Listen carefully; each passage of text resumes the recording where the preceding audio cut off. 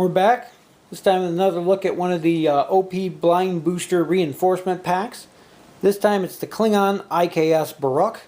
As with the other Blind Booster Packs I've been covering recently, these were borrowed from a friend's collection. He combined everything together, so I had no way of finding out what tokens actually came with the expansion, but I wanted to do the videos anyway, and we're also missing the generic captain in there. Nothing major, but at least you get to see what comes with the at least you get to see what cards come with the ship, and it's better than nothing, so we'll get right in and take a look. Here we have our Cavort class dial, same as we've had before. Our Cavort class, pretty solid maneuver dial, you can't really go wrong with these. How about red 3 hard turn, which kind of sucks, but the 3 come about's nice. Everything in the 2 band, missing the 1 tight turns, but definitely not needed with the otherwise pretty maneuverable ship. Here we have our named IKS Buruk. 4 attack, 1 agility, 5 hull, which is really nice, 3 shield. 1 tech upgrade, 2 weapon upgrades, and a crew upgrade for 26 points. We have evasive, target lock, cloak, and sensor echo. And our ability is when defending, if your ship is not cloaked and there's a friendly ship within range 1 to 2 of your ship, you may roll +1 defense die. If you do, place an auxiliary power token beside your ship. Not the greatest ability. The fact that you get the 5 hull really makes you want to cloak. You're only really going to uncloak when you're already taking some damage, or possibly have a crit, or some auxiliary power token or something keeps you from recloaking. That 3 shield isn't going to last very long, and once it's gone you're going to lose that ability, but having the extra defense die is nice. Having to be within range of another ship in order to do it is kind of iffy. Usually you're going to be running your ships in pretty tight formations anyway, so it shouldn't be that big of a problem. Definitely not one of the best abilities out there, but still a useful one. There we have our generic Cavort class ship. Losing 1 of the shields, which are already light on to begin with, and losing 1 weapon upgrade for 24 points.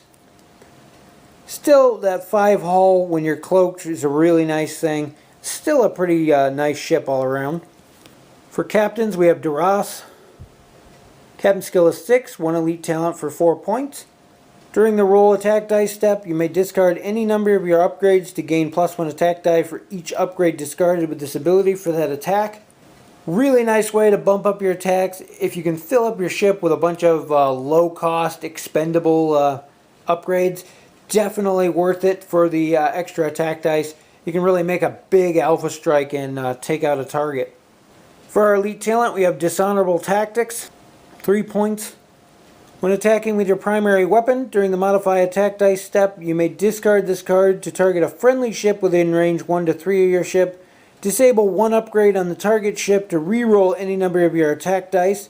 You may discard that upgrade to reroll any of those attack dice a second time.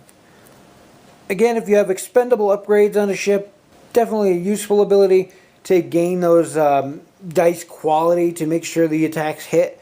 This combined with the captain's ability gives you those extra dice. This makes sure that they actually hit. For weapon upgrades, we have Ambush Attack, 5 points. At the start of the combat phase, if your ship is cloaked, you may discard this card to perform your attack before every other ship. This attack must be made with your primary weapon. If this attack hits an attack squadron, disable 1 squadron upgrade on the defending attack squadron if possible. This is probably the second time we've come across a anti-fighter card. Definitely useful for its normal ability, extremely useful for the second ability. Depending on the size of the game, I know in some games most people run squadrons bare just because they're a nuisance, but in larger games where they're going to be carrying multiple upgrades, definitely a useful ability there. For our tech upgrade, we have Targeting Systems, 4 points. During the activation phase, you may discard this card to perform a target lock action as a free action. No ship can be equipped with more than 1 targeting system upgrade. Free target lock's kind of nice. 4 points for a free target lock, kind of balances out. Definitely useful in certain situations. Again, this is another one that's useful with our captain there. If you have some throwaway upgrades to add those extra dice, this will make the target lock on there, gives you that option to re-roll really make sure that those dice actually hit. 4-point discard. It's in the middle. It has its uses, so it's not completely horrible, but at the same time, I think it's a little overcosted. Still worth playing, though, in the right situations. There we have our IKS Buruk base, 90-degree front arc, 90-degree rear arc. Our generic Cavort class base with the same 90-degree front, 90-degree rear.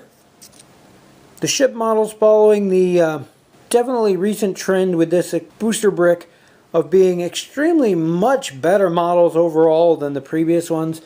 A lot more detail is shown, much better paint jobs overall, and a slight shift in the color schemes, which kind of makes them not match with your previous ships, but at the same time, much better models overall, I think. Definitely something that can still be improved with some painting and a little bit of skill, but not nearly as bad to use stock if you aren't skilled with the paint. I like the fact that they actually went in and darkened the guns down, as well as some other details. Really makes them stand out. Comparison there, you can see compared to the standard Bird-of-Prey. Much darker in color, much better looking, I think. I'm not sure if mine was just a misprint or anything, but my Rotaran is a completely different color still.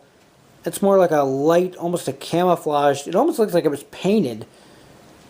And the detail markings are red on the underwing, which I guess they are on the regular models too, but you can even see there's a slight difference in color from the lighter to darker, and of course the extreme dark on the new one.